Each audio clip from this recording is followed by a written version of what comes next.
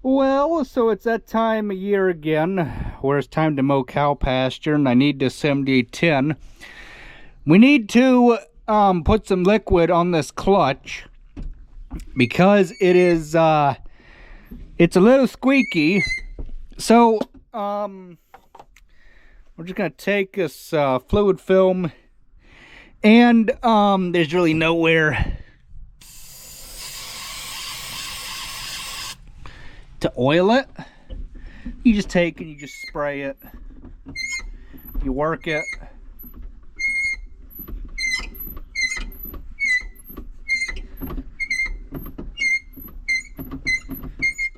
Oh, come on, you just spray it all up in there. It's getting a little quieter. I think I got it. Oh yeah, a lot better. I mean, it still is going to squeak a little bit, but it's not an excessive squeak. So this 1999 John Deere 7810 used to be our big ground working tractor. Before we got the 8300, this one just plants soybeans, oats, wheat, any small grains we needed to. And the 7800 plants corn, makes hay, and does whatever it needs to do. This 7810 is going to be on the grain cart this fall, but these tires are getting worn down. Not so much the duals. We took and we flipped them. These were the duals on the outside, these were the inner ones. We figured we would finish smoking these off first, and well, you can see that right one over there, or left one I should say, is getting down to where it is the consistency of a donut. Okay, now there's a farmer in New York who, I kid you not, you guys probably know him. He ran his tractor tires bald because, well, 2 back tires and 2 front tires, the correct front tires I should say, are $8,000. Yeah. So we might as well just try and get our money's worth out of these tires instead of letting them off the rims with a little bit of life left on them, and we can get all the life left out of them that we can. So what had happened is I didn't get it on video. I went to go hook this thing up one day to mow, and somehow this bolt over here on this side loosened itself up. There's a bushing. I tried putting a 1-inch bolt in it. That is what it takes, but there's a bushing that goes on this here that lets this hitch flex. I wasn't gonna pull it up here to the shop to work on it with just 1 bolt in the hitch. I wanted 2 in it, so we just let it alone. And we need to flip the PTO back to 540. We have enough tractors now to where we can buy the small 1000 for the 8300. We can use it. The only problem is, well, you can't go to 540 with an 8300. Because I was thinking leaving this to 1000 for the grain cart, because that's the only real thing we use the grain cart for. But then I remembered that 8300 weighs a whole heck of a lot more than a 7810. Then I was like, well, we better not put the 8300 on the mower, because there's a whole lot greater chance of getting an 8300, 8400, 8120 stuck than a 7810. So we'll just have to keep playing, flipping the shaft every time we want to use the mower. Something like that. As much of a pain in the butt as it is, it's something that needs to be done. Well, so we just got this field of nothingness all tittered out here. And we're going to fold our titter up, run down the road over that way, go tit a field over there. I'm gonna come back, jump in a 7810. We're gonna go do a little mowing, and then we will maybe call it a day. I would like to know why you have to shut the oil off right there at the valve on the hydraulic hose on this John Deere 6120. The John Deere 7200, you do not have to shut the flow off. Why is that thing wanting to be a pain in the butt at folding up? I don't understand why it's wanting to be a pain in the butt. Do we have our teeth off time, maybe?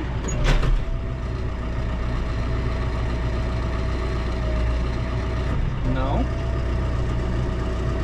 What the heck? Our teeth?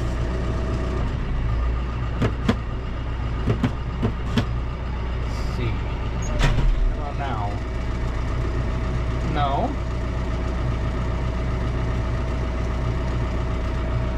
Huh. No, did it latch anyhow? Yes, it did. Okay. Corn is looking meh. The no-till stuff, I'm surprised even came up.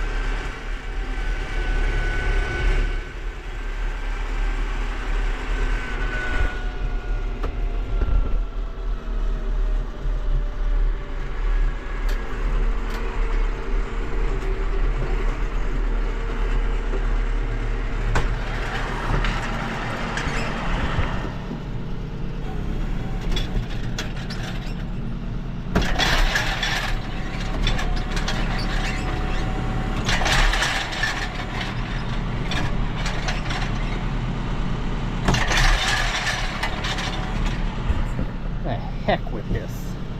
There ain't nothing here to ted, but we're getting paid to, so we might as well just do it. Back to tedding nothingness.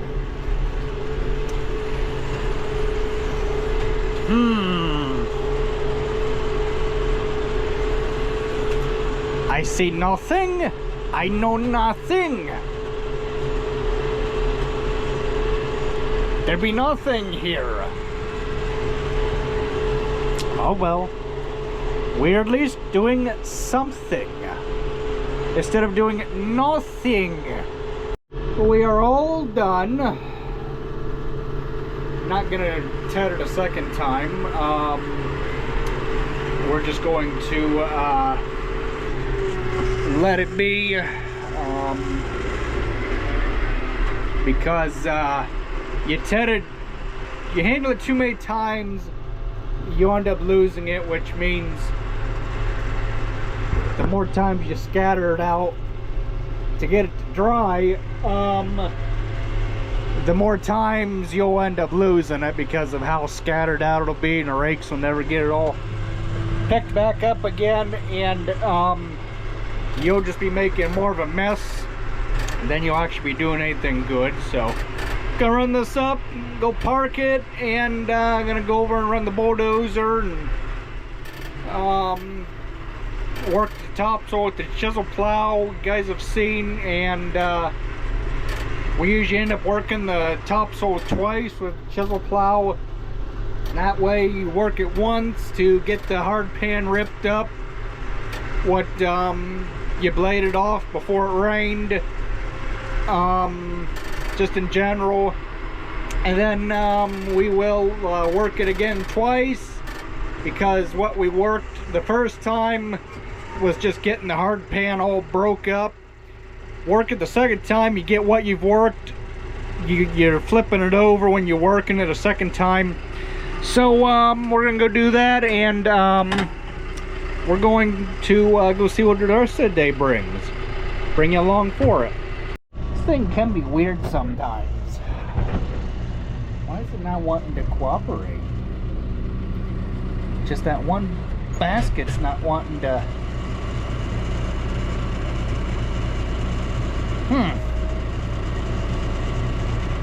There it went. I don't know.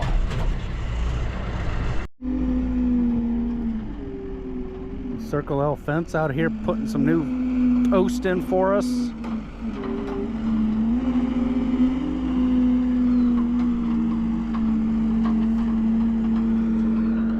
Out with the old, in with the new. Got all their goodies, buckets and more fence post loaded up. Did this little stretch out here by the road, and I'm not exactly sure what they're going to get into. I know they got some out back to do, so let them carry on. So it's time to hook the baler up again, and there was a YouTuber who reached out to me from a previous video. He said, hey, you don't need to separate that all the time to be able to see to line your tractor drawbar up with your baler drawbar, because it is right over top. What he did was, it made me feel like a fool. It did. So what I did, or what he did, is quite simple.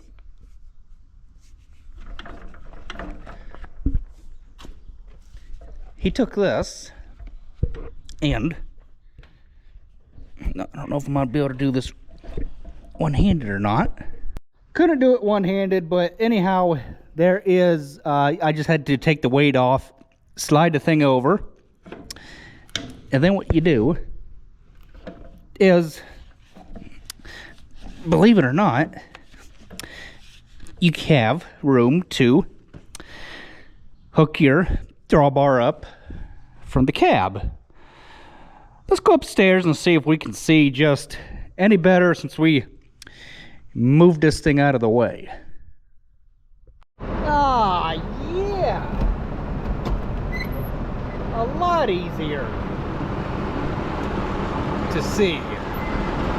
Give a big thank you to that YouTuber if I were to see him in person, but a YouTube video does just as well.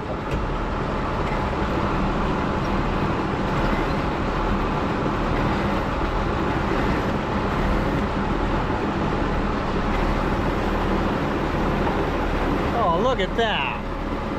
Perfect. I just love how people just make accusations about me and just say that, you know, you have no clue what you're doing. You shouldn't be operating equipment. Well, you know what? Screw you. You know, for all I know, you probably just live in your mommy and daddy's basement, and you just make accusations based on what you see about the person. You don't care to get to know them. You don't care to listen to what they have to say. You just want to spout out useless information. So, with that being said, I am successfully working my way to hooking this baler up. We have the hitch pin installed. We have a clip on the bottom, so that way the hitch pin cannot come out of the drawbar and we lose the baler. Somebody please tell me how you can hook a power shaft up to a tractor without getting covered in grease. Oh my goodness. But you know what? It is successfully hooked up. So I says to them, you want me to run down and unlock the gate for you? And they says, if you don't mind. I says, sure.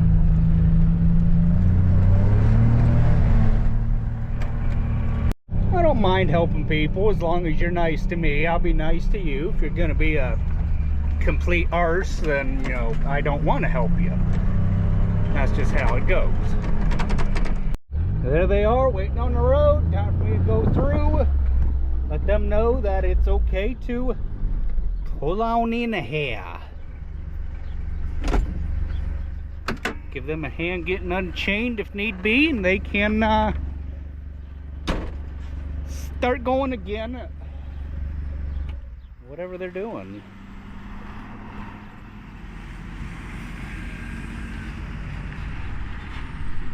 So now they would like an escort. Okie dokie, an escort we will do. I don't mind it. Oh dear, I do need to go get my lawnmower and mow them two little thistle there. How the heck did they just show up right in the middle of the daggum pasture? I got no clue. But we'll get these guys back to where they need to be, and then I will head on out of here. Got the baler hooked up. Pretty sure this is for the thrower, that gray one. I think it works. Yes.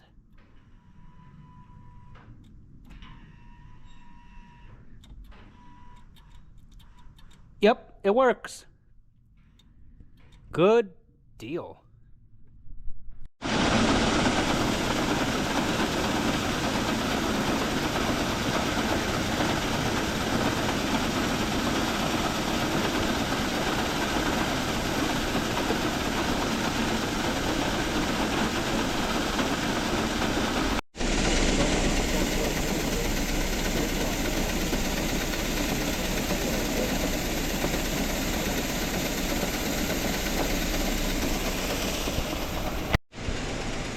Topping a truck off with corn, that way we can load it right.